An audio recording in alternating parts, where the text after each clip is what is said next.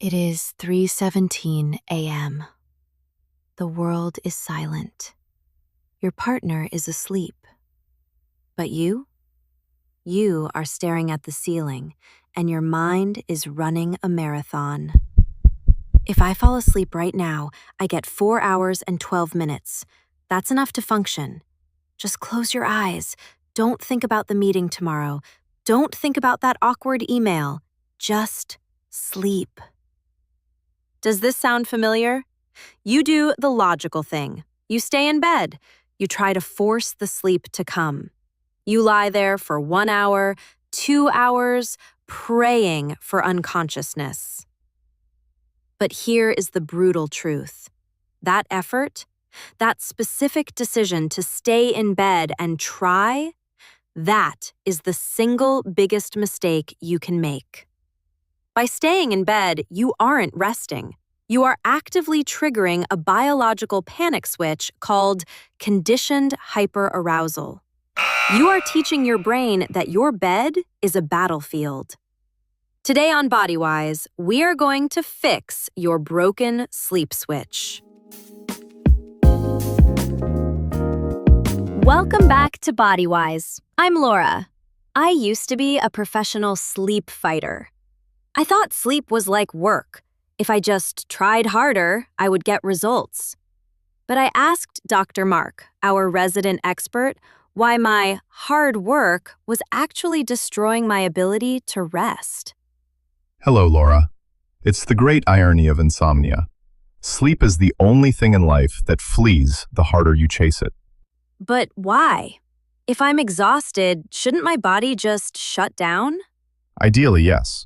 But you are fighting against a powerful psychological trap called sleep effort. When you are a good sleeper, you don't think about sleep. You just do it. But when you start monitoring your sleep, checking the clock, calculating hours, you shift your brain state. You move from passive letting go to active problem solving. And the problem solving part of your brain? That is the wakefulness part of your brain.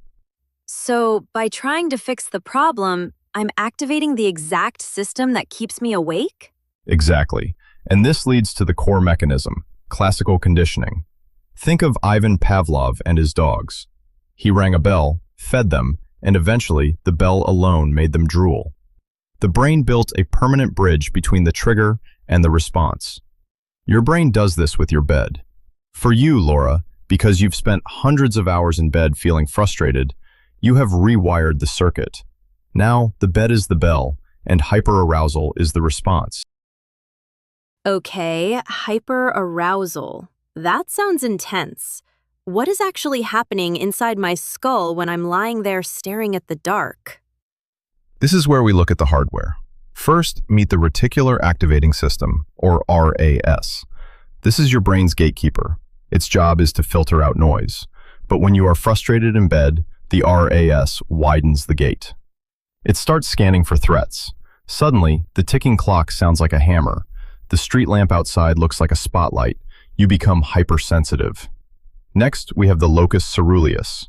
This is a tiny cluster of neurons that produces norepinephrine, the brain's version of adrenaline. When you look at the clock and see 3:17 a.m., your fear center pokes the locus ceruleus. It dumps norepinephrine into your cortex. This chemical tells your brain, do not sleep. There is a threat. In prehistoric times, this kept you alive. Today, it just keeps you miserable. So I'm physically lying still, but chemically, I'm running from a bear? Yes, we call this tired but wired. Your body has high adenosine, so your muscles are exhausted. But your brain is bathed in arousal chemicals. It's like pressing the gas pedal and the brake at the same time.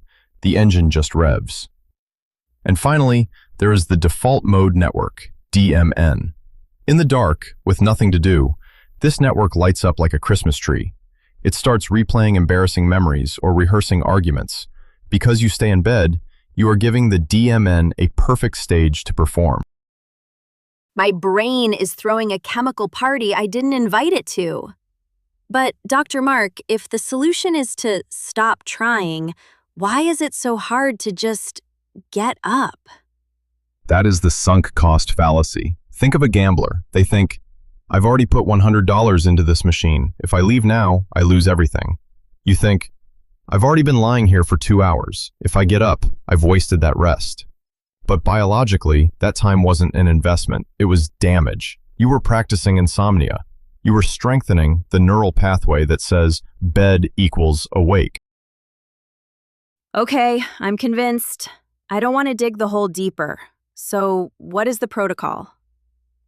The treatment is called stimulus control therapy. The rule is simple, but you must be ruthless. We call it the 20-minute rule. Step 1.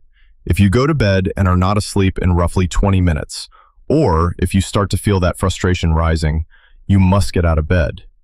Wait, do I need to watch the clock?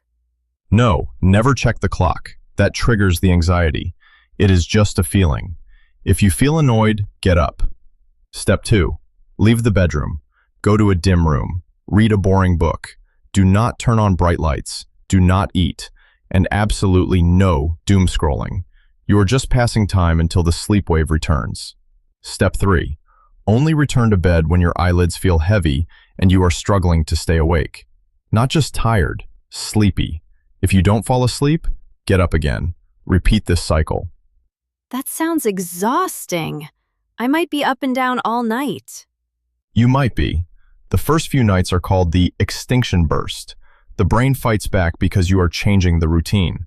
But usually, within 3 to 7 days, your brain learns the new rule. If I am in this bed, I must be asleep. It sounds counterintuitive. To sleep more, I have to spend less time in bed. But the science is clear. We have to stop treating our beds like waiting rooms for worry. So here is your body-wise challenge for tonight. I want you to make a pact with yourself. If the sleep mistake happens, do not fight it. Do not lie there and suffer.